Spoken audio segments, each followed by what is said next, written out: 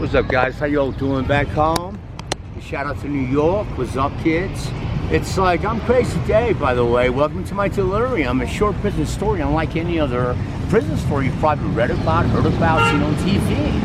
And not you announced it for me. And I've seen new episodes by you kids, although without one Freddy Krueger, 2,300 Freddy Kruegers. I hated my guts in my first year locked up across that third world pen, you know? San Pedro Pen, La Paz City, Bolivia. My story goes back to a time frame of somewhat 20-some years ago. I mean, I'll be giving you the info right now so you can try to capture and comprehend the logic to this madness as far as coming down here and getting locked up with possession of 2.5 kilograms of Snow White, oil cocaine within a six-pack of tequila dark thick brown bottles, beer bottles that never did actually blend in whatsoever at point of entrance to Miami Customs. Let me tell you right now, there's a lesson we learned from here. I could have made more money at McDonald's by now. I used to be young and willing once, a young teen with a dream, born in Queens, New York, that big app, that city never sleeps, New York, New York. Although I was pretty much, I can say I was lucky enough to have been raised further south, 4 hours south, Washington, D.C., tri-state, our nation's capital, Georgetown. It's like this. I went back to New York City with a dream to fulfill. We all got a dream you know, when you're young and willing, gotta make mommy and daddy proud, mount to something, be somebody. My long-term goal back then was simply to become that first time ever known, one and only, New York, Puerto Rican, American, John Bon Jovi rock star. I can't figure this one out, Dave. A rock star? Why not a normal rapper like Norman Enriquez in the hood? I can't help it's my daddy within me. I've always been like a headbanger since I was this tall, you know. Now I know the hell Eminem went through in Chicago while growing up. But let me tell you right now, I used to be that ugly kid at Wilson High School. No girlfriend. It's like this. I didn't want to go gay. Not easy being at your stage in life, son. Turn on 24/7 can be a major problem. It's like this.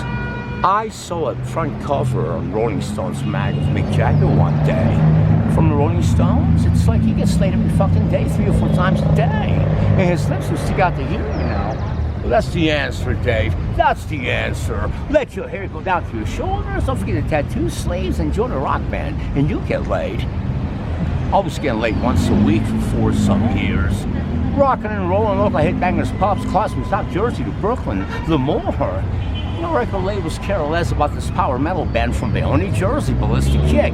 Due to my voice monotone, I wanted to simply sing like Metallica. They wanted me to sing like a real singer, Judas Priest. I gave the dream up. I fell in love with a Madonna twin. A real-life Madonna twin Puerto Rican stripper from Uncle Charlie's Exotic Pub.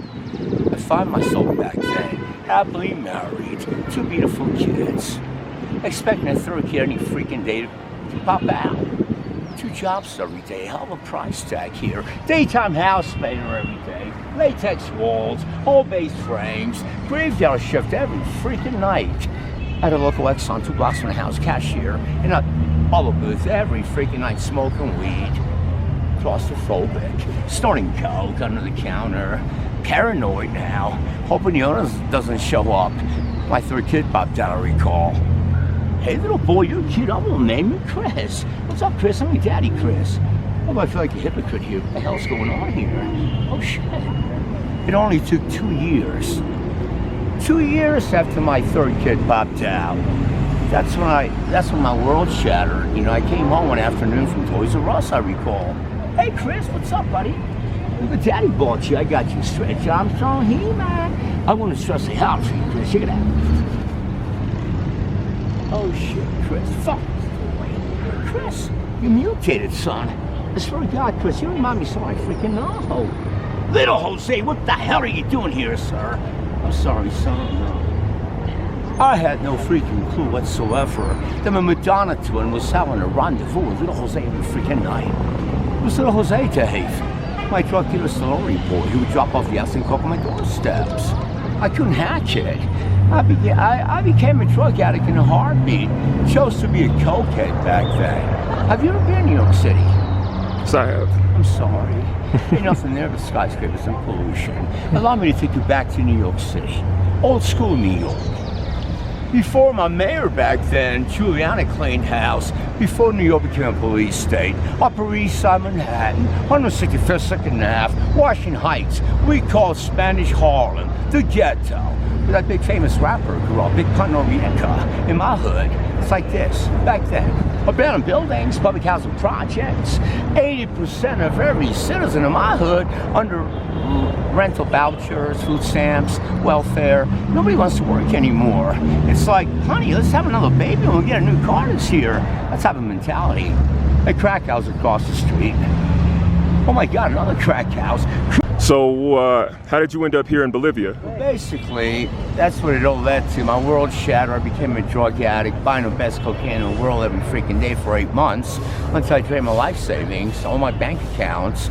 I found myself buying coke from these running a whole charade from a third-level crack house every freaking day.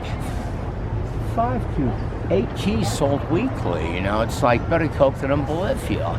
It's like they sent me down here to make a fast 30 grand, blending like a Bolivian, Spanglish, same complexion. And you make 30 grand, Dave. Just come back with a 6-pack of beer bottles, tequila, which at that time in era, it was really almost impossible to get a 6-pack through Miami. It's like I had no choice. I had nothing to lose. Hadn't paid child support in 3-some years, bound to go to jail any freaking day. It's like this. Dave, today's your lucky day. This is a guy named Vito. It sounds like Raymond from Jersey. That idiot everyone loves so much on TV, you know? Yeah. Italian, all from New York. Let's make a deal. A round trip flight with accommodations in a Holiday Inn for 2 nights and 3 days, sponsored by American Airlines to not the Bahamas, Dave, Bolivia. I'm like, so what the hell is Bolivia? South America, idiot. Now shut up and listen. For Dave, we have behind $22 today, $2,000 petty cash, Dave. And I'm like, an emotional wreck. Sure, you do care for me, I'm touched. Now what's that? Big window. The main attraction, Dave, the main event. Bill, what do you have for Dave behind me in that window, please? Well, John, today we have for Dave behind me in that window. First, we need a drum roll. My drummer never showed up today. It's like this. At the count of 3, double drum roll will be much obliged. Are you ready? 1, 2, 3. For Dave, we have behind our main event window today. Let's make a deal.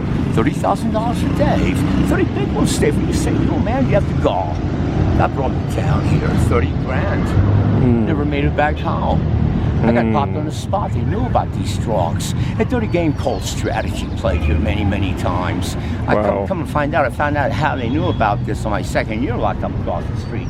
2 Canadians get locked up. That same story I'm telling you about being put away on the spot was told to me. A dirty game. Wow. Played here many times. I'm not just the only victim. That's a lot of freaking cocaine now. Send us an idiot from where you at, gullible, we'll lock him up, put him away, and you get all the coke you want. You'll sacrifice your life, 2.5 keys, to get 100 kilos through. That's what got me locked up, sentenced, a 16-year sentence in my first year. Wow.